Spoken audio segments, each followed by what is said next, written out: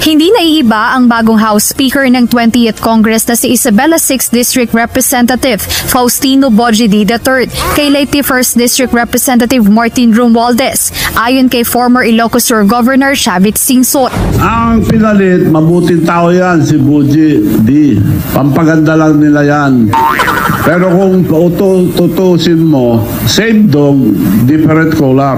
Paliwanag ng dating gobernador, parehong kaalyado ng kasalukuyang administrasyon ang ipinalit na speaker ng Kamara. Kaya hindi na aniya malabo na susunod lang din ito sa kung ano ang nais ipagawa ng nagtalaga sa kanya sa posisyon. Paano siya susunod din sa naglagay sa kanya yan? 10 beses mong palitan ng speaker, ganun pa rin. Palitan natin lahat ang kurap na opisyal. Ayaw ko impeachment, sabi niya. Pumirma yung anak niya una ng impeachment. Magdalian niyo yung impeachment.